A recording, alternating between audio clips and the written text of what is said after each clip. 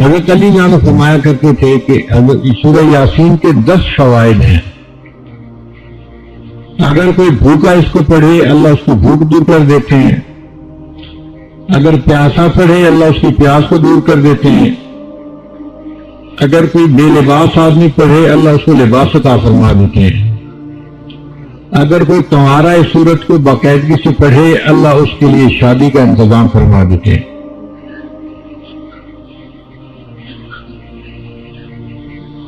اگر کوئی خوف زدہ بندہ اس سورت کی تلاوت کرے تو اللہ تعالیٰ خوف کی حالت میں اس کو امن عطا فرما دیتے ہیں. اگر کوئی قیدی اس سورت کو پڑھے اللہ اس کو قید سے رہائی عطا فرما دیتے ہیں.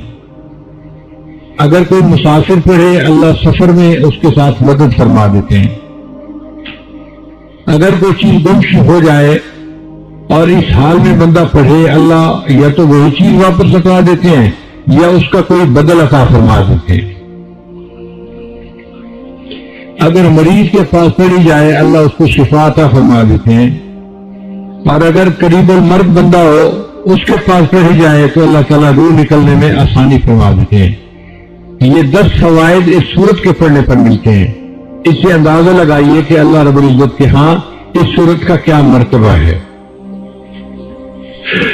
اگر کوئی بندہ خواب دیکھے کہ میں سورہ یاسین شریف پڑھ رہا ہوں تو یہ اس بات کی علامت ہے کہ وہ اخلاص والا آدمی ہے اور اللہ تعالیٰ اس سے دنیا میں کوئی ایسا کام کروائیں گے جس سے اس کو عزت ملے گی لوگوں کے اندر. اور قیامت کے دن اللہ تعالیٰ اس کو نبی علیہ الصلوۃ والسلام کا ساتھ عطا کرے.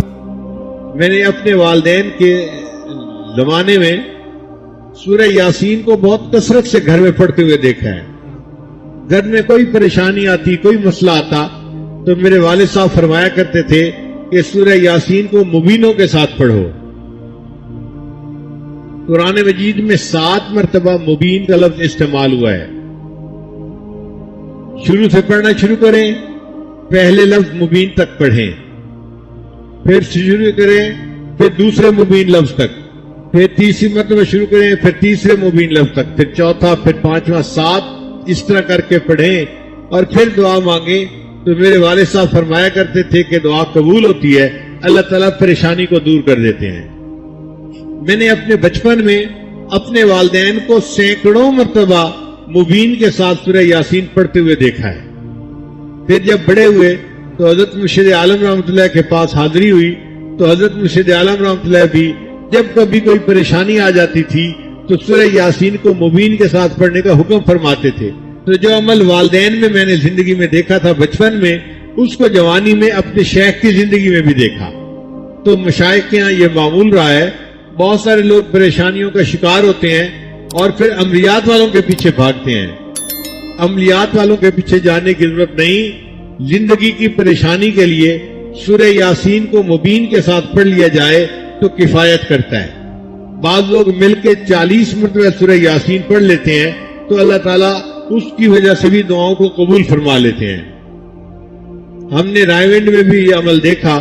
کئی مرتبہ جماعت کے اکابر کہتے تھے کہ جی حالات اچھے نہیں, پریشانی آ گئی, تو سب لوگ 40 مرتبہ سورہ یاسین شریف پڑھ لیں. تو 40 مرتبہ سورہ یاسین شریف پڑھ کے دعا مانگی جاتی تھی, اللہ تعالیٰ دعا قبول فرما لیتے تھے, حالات ٹھیک ہو جاتے تھے. تو یہ بزرگوں میں بہت کثرت کے ساتھ عمل ہے.